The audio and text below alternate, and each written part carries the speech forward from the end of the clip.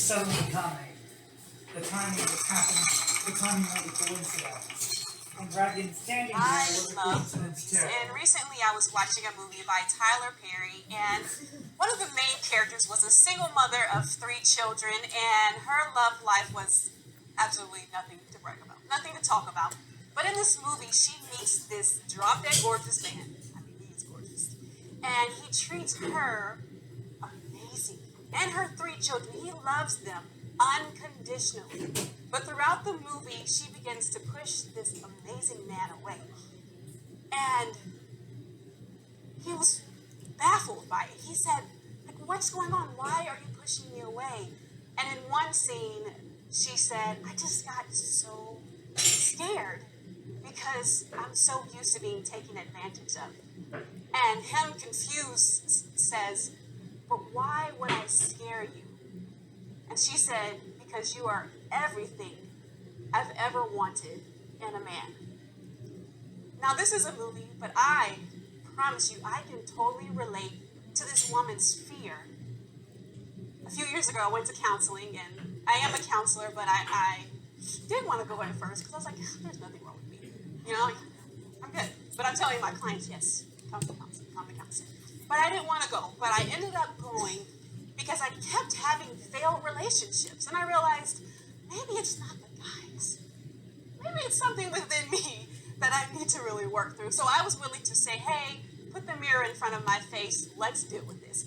So after listening to all of my sob stories about all of these bad guys and how horrible they are, my counselor, he's a male, he crossed his legs and said, Trillian, it kind of sounds like you're interested in dismissive men.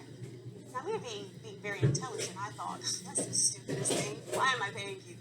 Like, how dare you insult me? Like, why would I be interested in a man that is not even paying attention to me? But I left that session. I paid him. I left that session, and I thought about the different guys that I had been dating, and I realized, he was right. I was attracted to and I attracted dismissive men. So I then began to think, Trillian, what in the world would cause somebody to push away what is not good for them, or push away what is good for them and accept what is not good for them? So if I was presented with 2 different guys, it's almost as if I was to say, oh my God, what's wrong with you? Why are you asking me all these questions? Why do you want to take me out? Like, what are you, the FBI? Right, that's the good guy. While this guy over here, it's, oh, he's not even texting me back. He didn't even call me. But 3 weeks later, he texted me, and he just said, I'm good. You, with the letter U, and didn't even spell out the whole U. But I'm like, oh my God, so awesome. Right? And I'm thinking, really, Trillian, what's your problem? So I'm thinking, really, what would provoke a person to push away that love and that support and that nurturance? And I realized we are simply hardwired to protect ourselves for survival.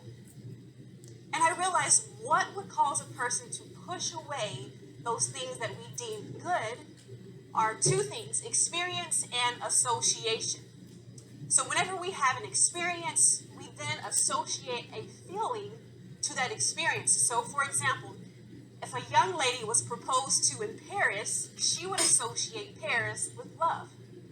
But if a family member lost one of their loved ones to a bombing in Paris, they would associate Paris with grief. Then, if a mother lost her son in the hands of a police officer, she would associate a cop with hatred. Then on the other hand, if that mother lost her child and the police officer found her child, she would probably associate a police officer with gratitude. And I personally associate canoeing with fear. How do you associate something so fun with fear?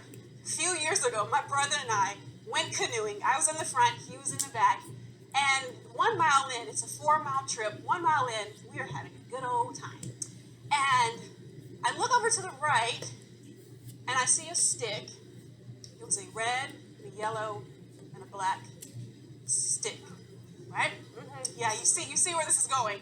And so I'm like, oh, great stick. And then the stick raises its head, And I realized that's not a stick, that's a snake, and he is looking at me. And he's swimming towards me.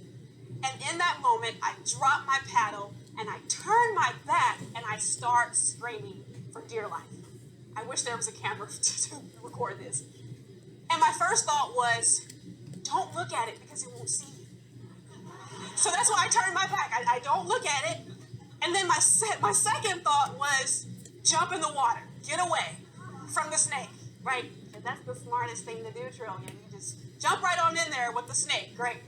Thank goodness my brother thought a little bit quicker and a little bit more rational. He took his paddle and he whacked the snake to its death. Now, the snake was gone, but that fear was still in there. Because the moment we stepped foot on ground, I said, I will never do that again.